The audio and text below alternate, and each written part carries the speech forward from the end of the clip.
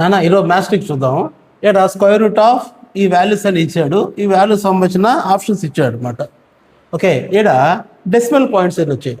ఈ డెసిమల్ పాయింట్స్ని మనం పాయింట్ తర్వాత వాల్యూస్ అని కౌంట్ చేసుకోవాలి, కింద పైన అవి ఈక్వల్గా ఉండేలా చెక్ చేసుకోవాలి. ఇక్కడ చూడండి, పాయింట్ తర్వాత ఎన్ని ఉన్నాయి? 3 ఉన్నాయి. అంటే ఇక్కడ 3 ఉన్నాయి. ఇక్కడ పాయింట్ తర్వాత ఏడ 3 ఉన్నాయి. ఇక్కడ పాయింట్ తర్వాత ఇవి 3 ఉన్నాయి. మొత్తం ఎన్ని ఉన్నాయి? పాయింట్ తర్వాత 9 డెసిమల్ పాయింట్స్ ఉన్నాయి. ఓకే, 9. అలా కింద కూడా డినామినేటర్లో కూడా అలా కౌంట్ చేసుకోవాలి. ఈడ పాయింట్ తర్వాత 4 ఉన్నాయి. నెక్స్ట్ ఈ పాయింట్ తర్వాత ఏడ 4 ఉన్నాయి. ఇక్కడ పాయింట్ తర్వాత 1 ఉంది. ఇక్కడ పాయింట్ తర్వాత ఏం లేదు. ఓకే, పాయింటే లేదు కాబట్టి ఇబ్బంది లేదు. అంటే ఇవి ఎన్ని ఉన్నాయి? Decimal points 9. ఇలా డెసిమల్ పాయింట్స్ పైన కింద న్యూమరేటర్ డినామినేటర్ ఈక్వల్గా ఉంటే రెండు క్యాన్సిల్ చేసుకుని డైరెక్ట్గా ఆన్సర్ వేసేసుకోవచ్చు. ఎలా వేసుకుంటాం?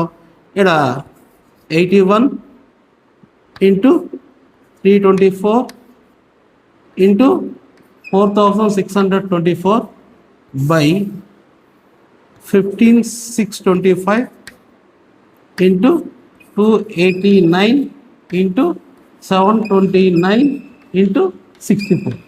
ఇలా డెసిమల్ పాయింట్స్ పైన కింద ఈక్వల్గా ఉంటే అవి క్యాన్సిల్ చేసుకొని డైరెక్ట్గా ఇలాగా రాసుకుంటాం. ఇప్పుడు ఏం చేయాలంటే వీటికి square root value find out చేయాలి. ఇప్పుడు 81కి స్క్వేర్ రూట్ 9 అని రాసుకోవచ్చు. 324 స్క్వేర్ రూట్ 18 రాసుకోవచ్చు. అలాగే 4624కి స్క్వేర్ రూట్ 68 రాసుకోవచ్చు. బై 15625కి వచ్చి 125 రాసుకోవచ్చు స్క్వేర్ రూట్ వాల్యూ. 289కి వచ్చి 17 స్క్వేర్ రూట్ రాసుకోవచ్చు. అలాగే 729కి వచ్చి 27 స్క్వేర్ రూట్గా రాసుకోవచ్చు. 64కి 8గా స్క్వేర్ రూట్గా రాసుకోవచ్చు అనమాట.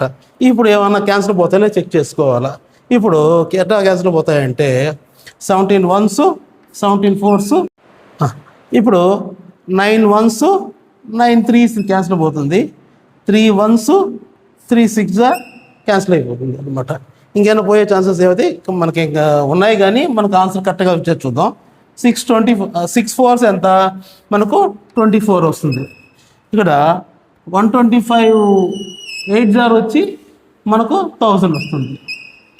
అంటే ఇక్కడ 24/1000 అంటే మనం ఏం చేస్తాం? 3 సున్నాలు ఉన్నాయి కాబట్టి 3 పాయింట్స్ ముందు 0, మనం 3 వాల్యూస్ ముందు 0 పాయింట్ పెట్టుకున్నాం కాబట్టి ఆన్సర్ ఈజ్ 0.024. ఇక్కడ ఆన్సర్ ఏ అనేది కరెక్ట్ ఆన్సర్ అవుతుంది.